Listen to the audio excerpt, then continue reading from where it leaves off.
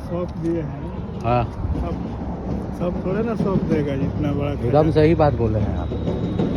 बैठिए गाड़ी में।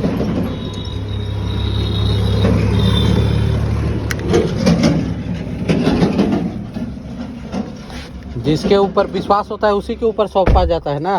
हाँ हाँ हाँ जी। आप क्या हैं हमारे लिए? नहीं है आपके लिए क्या है? संकट मोचन। हम आपके संकट मोचन हैं।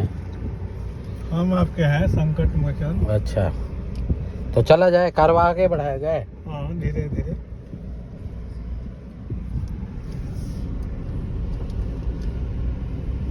गाना सुनेंगे? सुना दीजिए कोई भी मुखड़ा। अच्छा मुखड़ा सुना दें। नहीं 4 गो वहाँ से